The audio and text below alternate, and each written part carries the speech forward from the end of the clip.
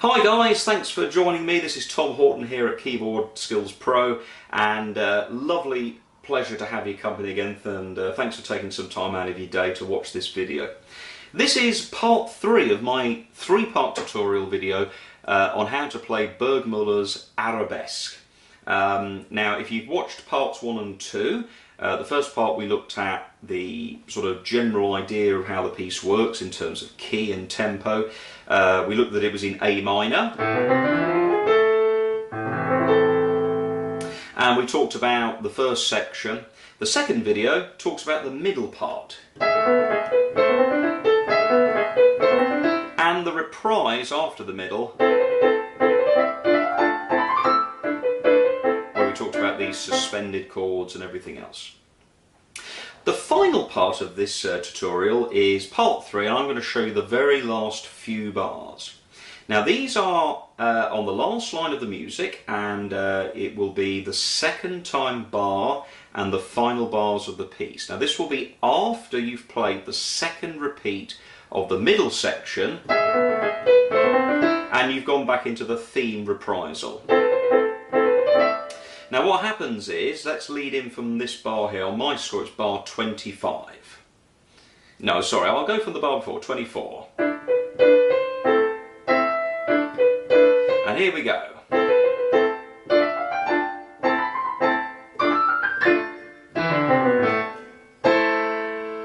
So that's how that goes. Now the cool thing is there's not really much to learn here.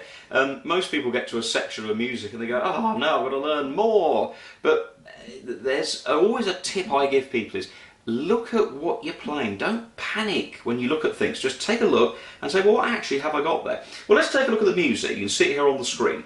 We have 2 A minor chords. A minor is A, C, E, root position chord, 1, 2. And then the next chord is that D minor chord we had at the very beginning of the song. The next bar returns to D minor, and then it goes back to A minor, I beg your pardon, and then back to D minor again. So actually there's not 4 bars there, there's 2 that repeat. Ba ba ba ba bum, da da da da dum, da da da da dum, ba ba ba ba bum. So that's really good. Now the right hand plays the opening phrase again.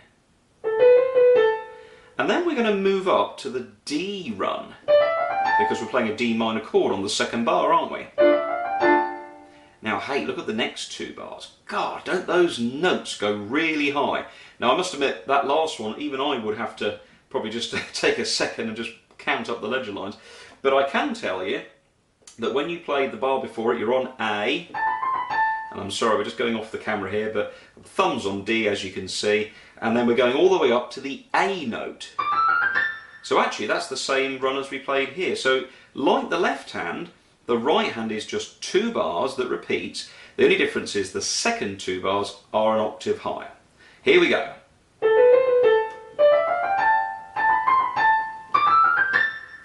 And you can put them together just like the beginning. Don't forget, by this time your brain has got really used to the way these patterns link together. So that shouldn't take you too long. The bit you might just have to practice is how you link it in from the end of the previous section. Here we go. And then instead of playing the A and holding it, you have to go straight in. Up, D minor, A minor, up another D minor. Now the last 2 bars, I would really recommend you practice these on your own a little bit. Take them as a separate little project.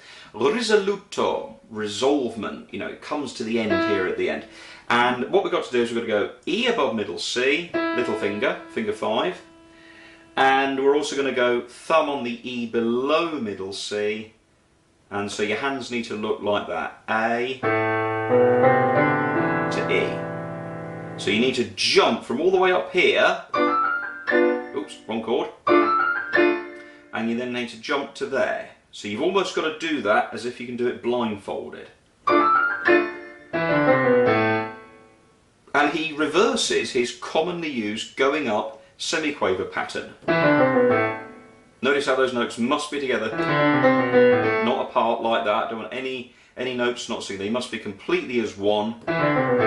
and a nice staccato note at the end. The final chord of the song puts the brakes on, and it says, "We are done." That last phrase did it. If we'd have finished it there even. Where should we go from?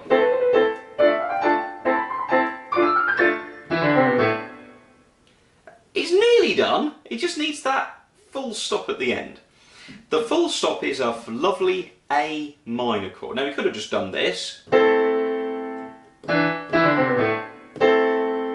but he wanted to make it sound a little bit more colourful. So what we do is he uses the A and the E from the chord. So that's not actually A minor, that's an open chord, and it just simply means the middle is took out. It's neither major nor minor. The chord symbol would be A5, A and the fifth above it. And then what we do is we've taken the C and we move it up an octave. That creates a tenth between the bottom and the top note. Now again, don't worry if you don't understand about tenths, that's a theoretical thing, and it just simply means you take the middle of the chord and move it up here, when the chord is in root position, that is, but that'll be for another video. So we take that C out, A, E, C, and of course in harmony, one note that often gets doubled is the tonic, the home note, A. So when he finishes, this is the final chord. So that little gap there, that's got a really nice finishing sound. And it's the same two fingers, 5 and 1, 5 and 1. Those last two bars, you kind of have to really get them under your belt, almost by memory. And. So it's da-da-da-da-dum. And you hold on to the last chord a little bit longer. Notice the fermata sign or the pause sign. The last chord also has sif underneath it, SF. That's suddenly loud. You might see SFZ somewhere around. Sforzando, that stands for. But SF just simply means suddenly loud. So you finish loud and just get that last chord a bit more emphasis. That's the last section. And that little bit you might just want to practice on its own.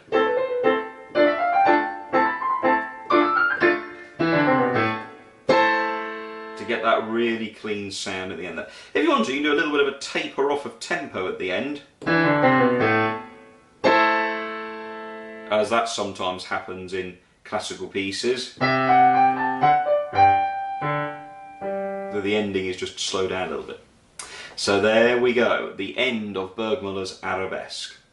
Now don't forget, if you've come to this video first, there's also part 1 and part 2 of my tutorial on Burgmuller's Arabesque. This comes from the 25 Progressive Studies, Opus 100, and you can buy that book online or at your local music shop. If you do have a local music shop, please do support them. Go in and buy the book or order it from them. Maybe it'll take a little longer than the internet, but your local music shop is important, so please do support them if at all possible.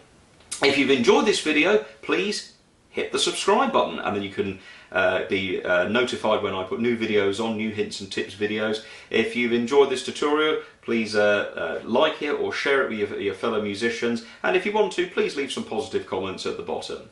Thanks ever so much for watching, and I hope you've enjoyed learning Burgmuller's Arabesque. Until next time, enjoy your music, and I'll say thank you ever so much for watching. Goodbye.